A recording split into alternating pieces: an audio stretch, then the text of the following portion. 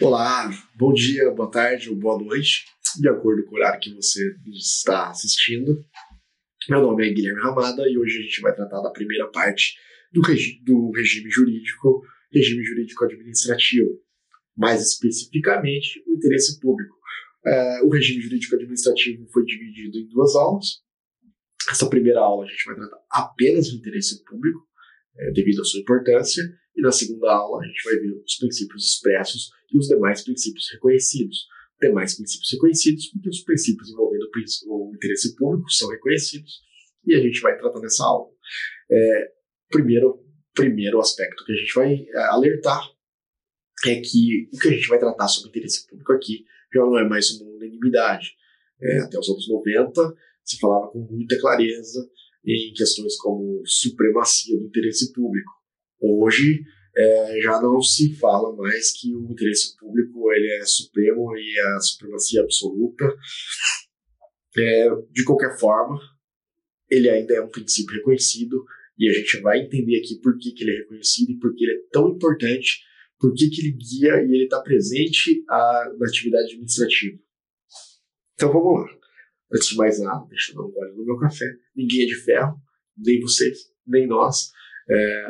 Eu estudei para concurso por muitos anos e o café virou uma necessidade.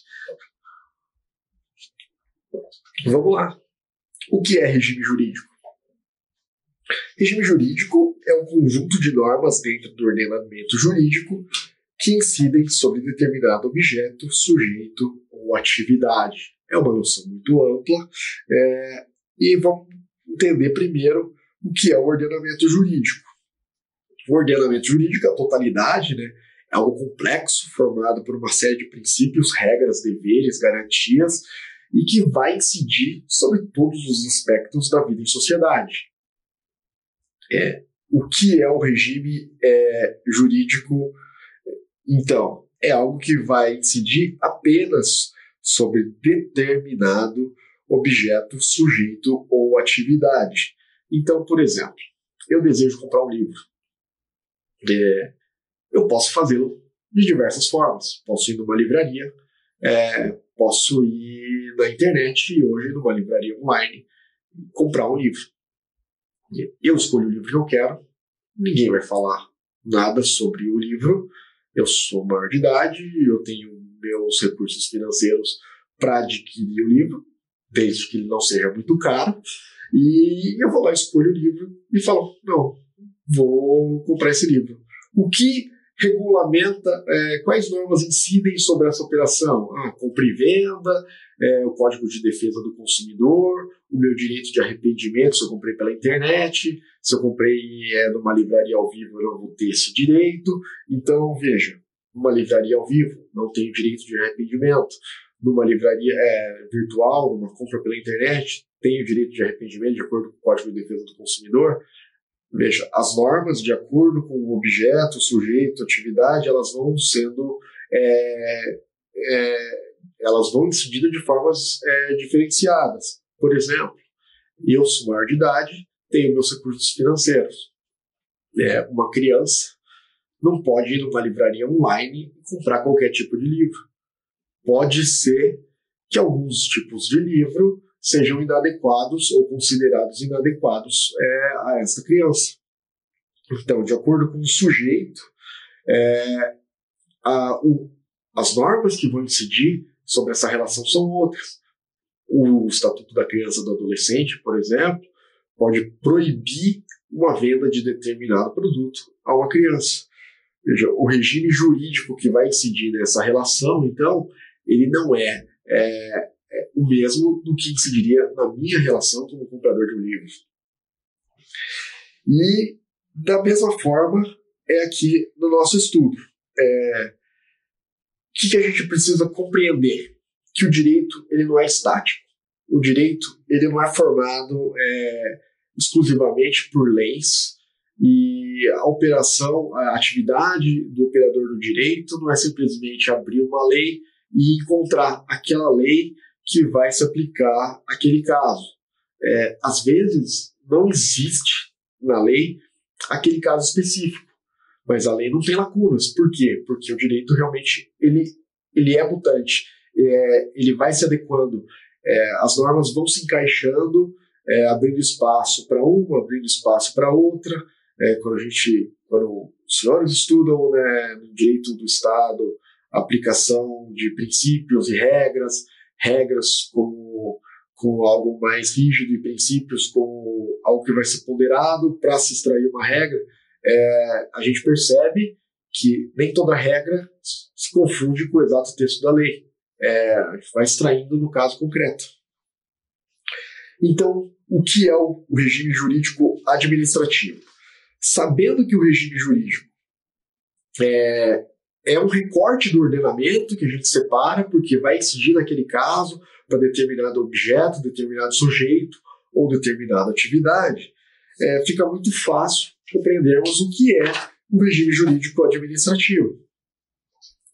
É um conjunto de normas dentro do ordenamento jurídico que disciplinam a atividade administrativa, ou seja, é aquilo que se busca, aquela unidade que se busca para a atividade administrativa.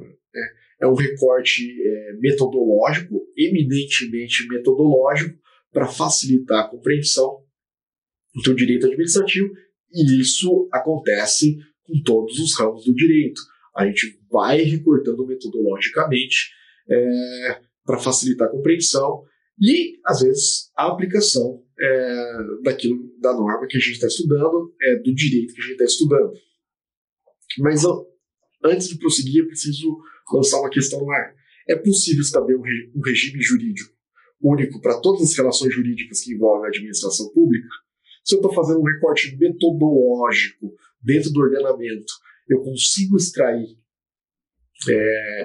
um regime jurídico único para toda a atividade da administração pública? Evidente que não.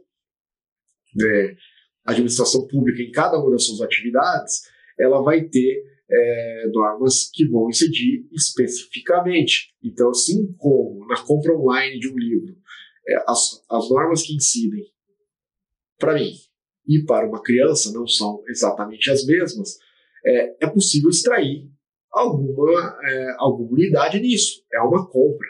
É uma compra de um livro. É uma compra e venda, é uma operação de compra e venda, é uma relação de consumo. Então, a partir de um núcleo que a gente vai buscar da coerência e unidade no tratamento da administração pública, nós vamos expandindo e nós vamos compreendendo. Então, em cada um dos itens que a gente for estudar, em cada uma das aulas, aquele regime jurídico específico daquela matéria. Por exemplo, licitações e contratos, os princípios específicos da licitação e dos contratos, dependendo da modalidade de licitação, da lei que rege, né? Agora temos a lei das estatais, que trouxe um regulamento próprio para as empresas públicas e sociedades de economia mista, diferentes da administração direta. A gente vai diferenciando cada um, vai especificando e aprofundando o regime jurídico. Mas, ainda assim, é possível conferir uma unidade de tratamento, de coerência, para toda a atividade da administração pública. E essa unidade a gente aprende nessas duas aulas, de regime jurídico administrativo, e vão ser os princípios expressos e os reconhecidos. Porque as normas, obviamente, elas vão ser muito diferenciadas. A administração pública é muito grande. Ela tem desde um prédio, que ela precisa conservar, até a contratação de professores em larga escala, já que a maior rede de ensino é a rede pública, né, no Brasil. Não existe rede particular que chegue próximo daquilo que a rede pública oferece, em termos de quantidade de escolas, quantidade de professores, e inclusive quantidade de restaurantes, né, se a gente assim considerar as escolas fornecendo a merenda escolar para os seus alunos.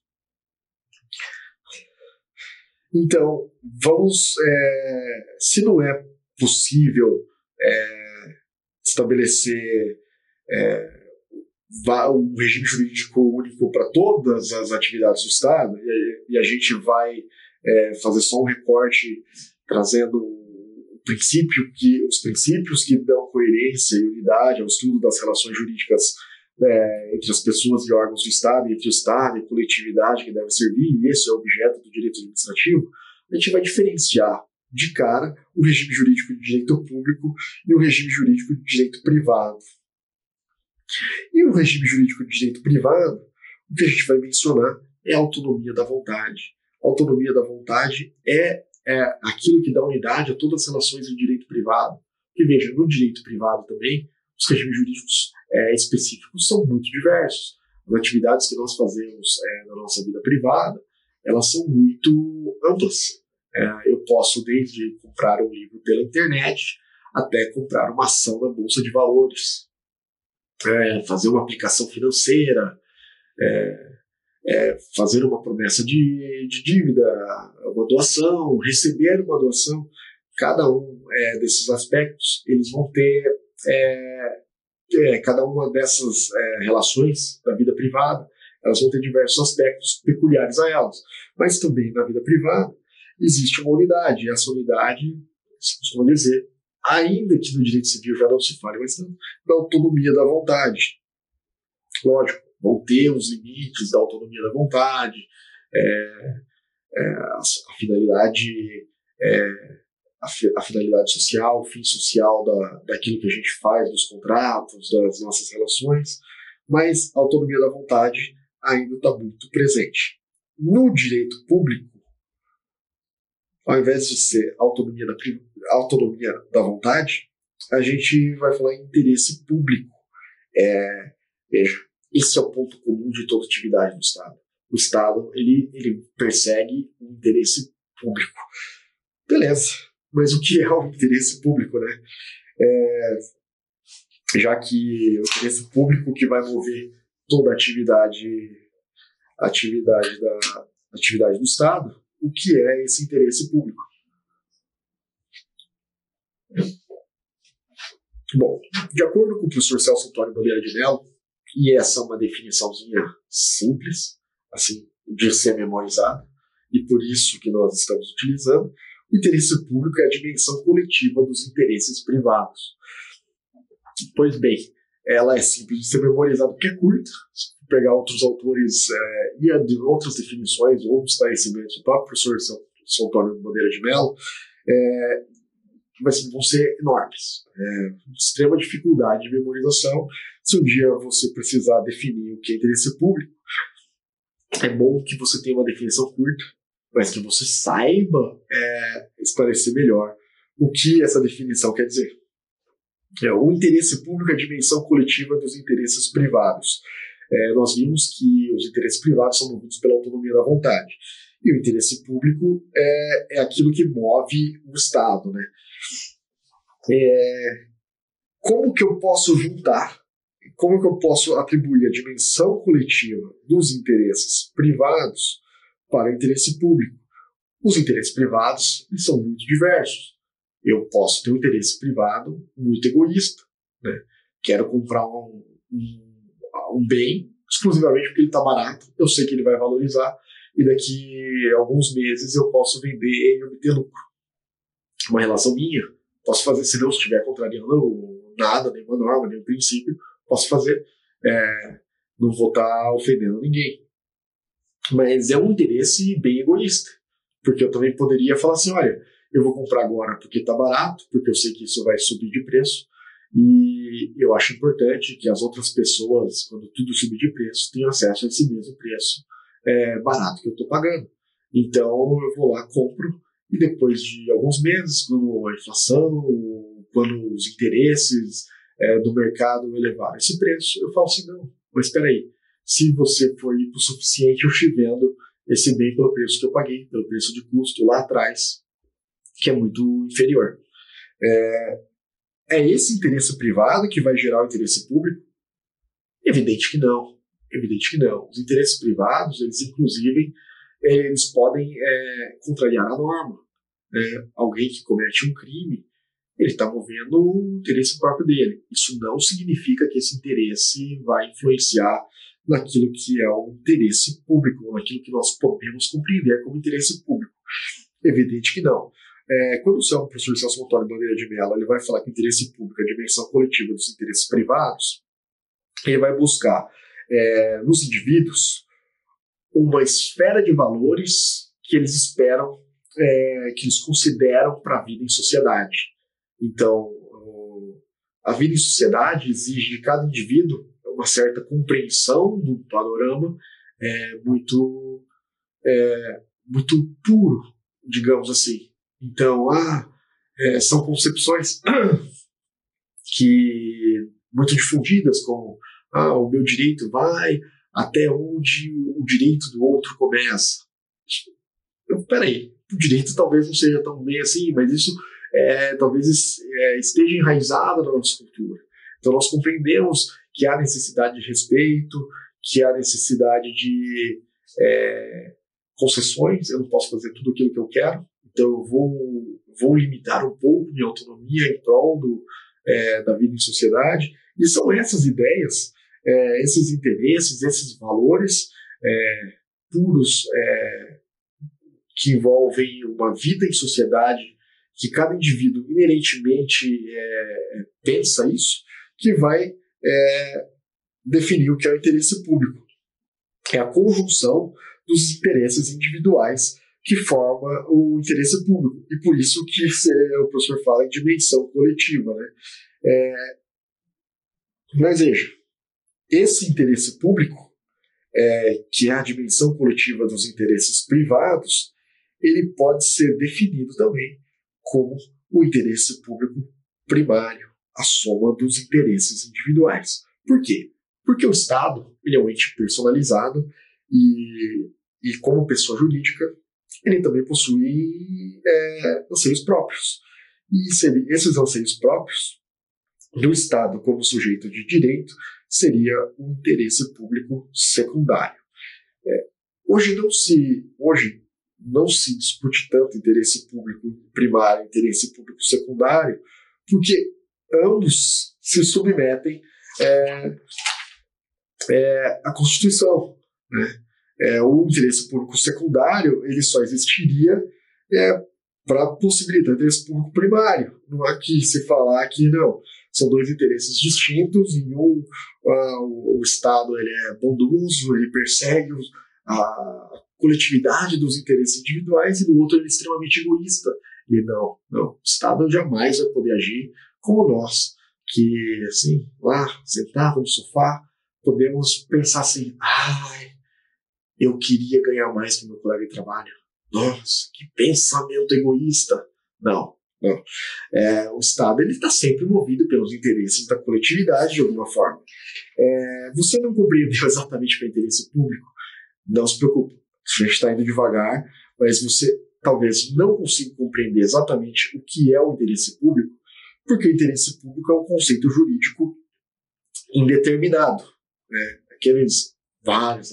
O direito é cheio de conceitos jurídicos indeterminados, mas ele é determinável no caso concreto.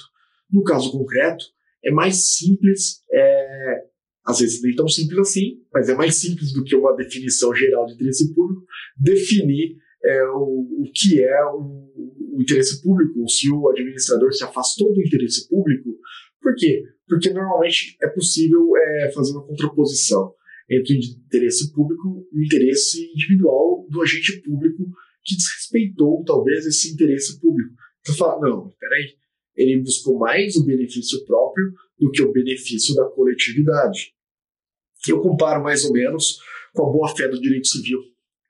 Hoje já existem definições muito boas de boa-fé, mas, inclusive, exemplos de boa-fé objetiva, né?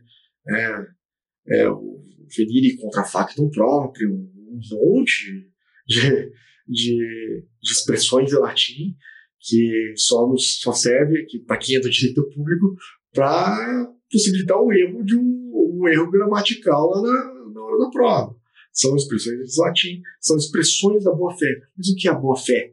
É possível fazer uma definição no caso geral da boa-fé? Não, mas no caso concreto é possível definir se estava presente ou não a boa-fé. E do mesmo modo com o interesse público. Quando o agente público atua sem perseguir o interesse público, fica muito claro essa situação. E a gente vai ver as formas como se revela o interesse público, mas quando se afasta, mesmo cumprindo todas as formalidades legais, e é isso que importa nesse sentimento, podemos falar sentimento que move o Estado, que por vezes você vai ser obrigado a cumprir as formalidades, porque se está na norma, esta é a vontade da coletividade, que o agente público cumpra a lei. Mas não só isso, não basta cumprir as formalidades, é preciso cumprir aquilo que as leis elas vão propiciar. Então, eu não posso fazer uma licitação, ainda que determinada obra seja necessária. Nós sabemos que uma obra é necessária, por exemplo, uma rua precisa ser asfaltada numa cidade. Ela é uma importante ligação, centenas de pessoas transitam por ela e lá está perigoso. Os carros não conseguem passar, os pedestres não têm calçada, não tem escoamento de água em dia de chuva, então aquilo fica uma situação perigosa. Então é preciso uma obra lá, é preciso fazer o calçamento, asfaltar a rua, fazer a rede de coleta pluvial, a rede de coleta de esgoto, a rede de fornecimento de água tratada. Tudo isso é preciso, ok? Como o Estado faz isso? Através de uma licitação, ok? O Estado vai lá, cumpre todas as normas de licitação e beleza. E daí, a hora que termina, o Estado realiza os pagamentos, obra muito bem feita, tudo perfeito. Se descobre que a empreiteira é responsável pela obra, só assinou um contrato, porque efetuou um pagamento para algum agente público, por exemplo. E daí vai se verificar que existiam dezenas de outras obras necessárias na cidade e a única justificativa do agente público para ter realizado aquela é que ele esperava receber alguns recursos dessa empreiteira por fora, ilicitamente. Ou seja, todas as formalidades foram preenchidas. Tudo ocorreu perfeitamente. Mas o agente público, ao tomar a decisão exclusivamente motivado por seu interesse próprio, ele se afastou desse interesse público.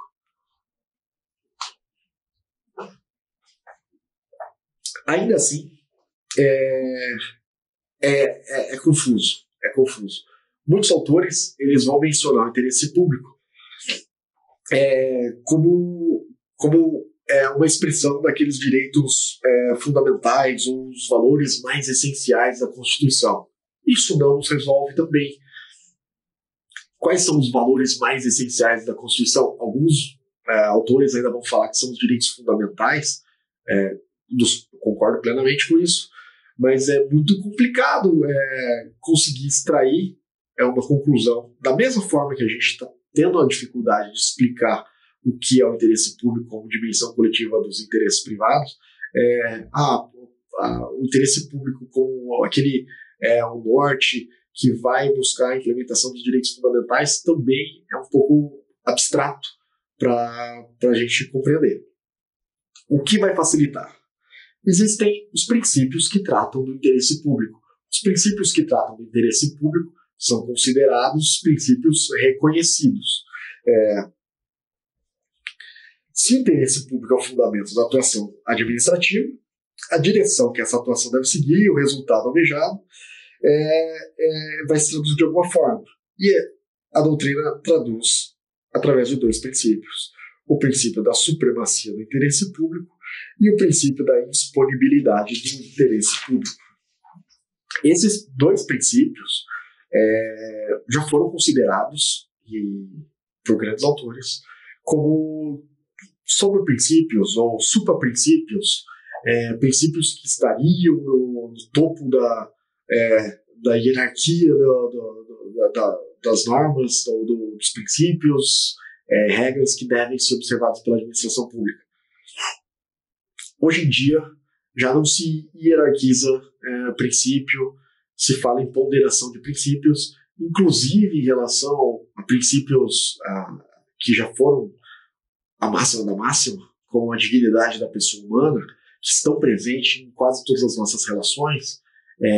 Não significa que ela se sobrepõe, significa que durante a ponderação, o exercício do intérprete do direito, talvez a dignidade da pessoa humana ou o interesse público, no nosso caso, ele vai ser preponderante aos demais princípios. É por isso que eu digo, que eu disse, mesmo que todas as formalidades estejam presentes, o interesse público também tem que estar presente.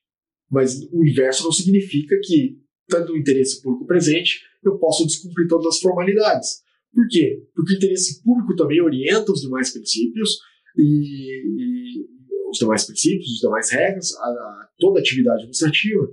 E quando existe, por exemplo, uma previsão de legalidade, uma submissão de legalidade do administrador público, isso significa que o administrador público também deve seguir as formalidades, ou seja, não basta que ele tenha a melhor das intenções se ele não vai respeitar as formalidades.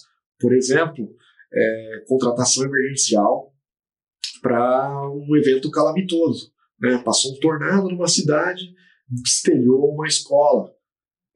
A lei de licitações, ela prevê uma contratação emergencial com regras próprias. Daí o prefeito da cidade, na maior das boas intenções, vendo aquilo, assim, os alunos não podem ficar sem aula amanhã. Sabe o que eu vou fazer? Eu vou contratar um pedreiro de minha confiança, que eu sei que é muito bom. Por quê que eu sei que é bom? Porque ele trabalhou na minha casa, fez uma obra em casa, e ele é barateiro também. Ele é o empreiteiro mais barato dos que eu consultei quando eu fui construir minha casa. E mais, às vezes a cidade pequena, ele fala, ele com certeza é o mais barato da cidade. Então, ele liga lá e fala assim, olha, por favor, vem aqui quebrar um galho para mim, eu preciso que você repare a escola, passou um tornado, tá todo mundo abalado e depois a gente paga. O administrador público, ele agiu, talvez até com muita boa fé, só que ele desrespeitou o princípio da legalidade. Ele não cumpriu os requisitos da Lei 8.666, que a gente vai estudar na aula própria. Isso significa que, ainda que ele tenha movido, que a coletividade inteira da cidade entenda aquele ato, o interesse público perseguido, ele não vai se sobrepor exclusivamente ao princípio da legalidade. Até porque o princípio da legalidade, ele carrega muito de interesse público com ele. Então vamos lá. Quando a gente tratar agora das duas expressões do interesse público, dos dois princípios do interesse público, vai ficar mais claro, e são essas duas expressões que são utilizadas pela doutrina, são utilizadas pelos órgãos de controle, pela jurisprudência e por vocês na prova, para justificar a presença ou não do interesse público. E o princípio são aqueles dois que a gente já viu, né? Supremacia do interesse público e a disponibilidade do interesse público, e a supremacia do interesse público é a noção de que o interesse público prevalece sobre o interesse individual. O interesse público revela o interesse da coletividade, a dimensão coletiva dos interesses individuais, e ele é o destinatário, né? A coletividade é a destinatária da atividade administrativa, então, evidente que ele vai se sobrepor aos interesses individuais. Por isso que eu disse no começo da aula, que no caso concreto é mais fácil de analisar, porque mesmo que tudo esteja perfeito, o que move o administrador, o agente público, não pode ser o interesse próprio dele. Então, no caso concreto, talvez seja um pouco mais fácil identificar o que é um interesse individual e o que é o interesse público daquele agente público, naquela situação específica. A administração pública, ela vai possuir uma série de privilégios em face dos demais. Por quê? Porque o interesse público, ele prevalece sobre o interesse individual. Isso significa que quando a administração pública vai precisar melhorar o trânsito de uma cidade, ela vai poder fazer desapropriação de diversos imóveis para construir uma avenida, para construir um metrô, para construir qualquer meio de transporte. Por que ela faz isso? O privado poderia fazer isso? Não. Uma grande construtora, quando ela quer fazer um empreendimento imobiliário, ela vai ter que comprar, negociando individualmente os imóveis que vão possibilitar depois ela erguer o seu empreendimento. Vou construir um shopping, preciso comprar todas as casas, prédios de uma região que vão ser demolidos para eu erguer o meu shopping. A administração pública não faz isso. A administração pública ela pode desapropriar. Por quê? Porque ela tem uma série de privilégios em face dos demais. Quando ela vai fazer um contrato, ela pode ficar um tempo sem pagar, porque está sem recurso, e mesmo assim, por um pequeno prazo, o fornecedor vai ter que continuar cumprindo sua parte das obrigações, mesmo sem ter a reciprocidade. Por quê? Porque o interesse público prevalece sobre o interesse privado.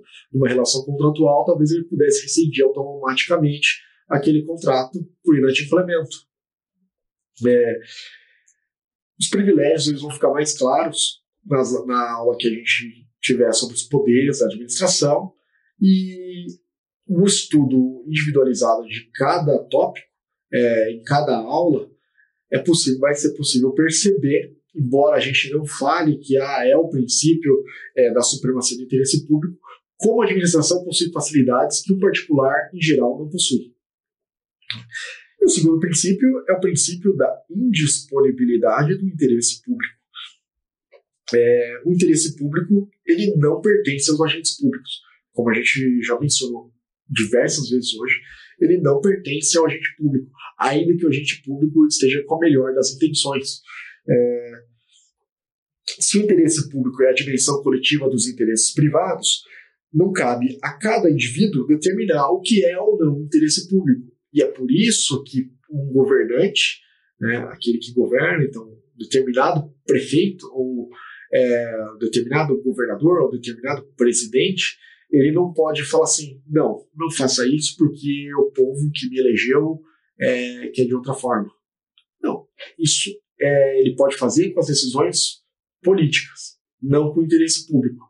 Ele não pode falar isso atende ao interesse público ou não. Embora seja essa a sua função, né? Ele não define aquilo que é o interesse público. Ele não define aquilo que a coletividade quer. A coletividade decide por si isso. Isso está expresso nas normas. Então, por exemplo, naquele exemplo do prefeito, ele não pode chegar e, sob justificativa do interesse público, falar assim, não, o interesse público, no caso, me obrigou a dispensar todas as formalidades para reparar aquela escola no menor prazo possível. Não. Por quê? Porque a coletividade, quando fez a lei de licitações e contratos, a lei 8666 de 93, já previu como deve ser o procedimento naqueles casos emergenciais. Então, não pode, naquele caso específico, o agente público definir o que é o interesse público, que já foi revelado numa norma. Por isso que ele tem que observar os diversos princípios, ponderá-los e conseguir uma solução para o caso concreto, a uma melhor aplicação da norma. Então aí, o princípio da indisponibilidade do interesse público significa que o interesse público não pertence aos agentes públicos. O interesse público se extrai da vontade coletiva, e essa vontade coletiva tem que ser expressa normativamente. Eu espero que vocês tenham conseguido entender o que é o interesse público. O interesse público, como um conceito jurídico indeterminado, ele não é simples de ser definido, mas sua compreensão como norte da atividade administrativa, norte da atividade do Estado, ele tem que ser bem compreendido por todos nós que tratamos o direito administrativo. Em cada caso, em cada aula específica, a gente vai conseguir entender melhor como o interesse público ele se manifesta. Desvio de poder, desvio de finalidade, o respeito aos demais princípios, o respeito às regras, isso tudo vai ficar claro. O que é importante para a gente hoje era entender que quando quando tratarmos de algo que revele uma supremacia da administração sobre os particulares, que pode até, em primeiro momento, parecer injusta, é porque o interesse público ele se sobrepõe aos interesses privados. E quando a gente falar sobre regras que o administrador público tem que seguir, limites da atuação do administrador público, a gente vai estar falando sobre a indisponibilidade do interesse público. Interesse público como não o interesse do administrador. Espero que vocês tenham entendido. Desejo boa sorte nos seus estudos e até a próxima. Muito obrigado.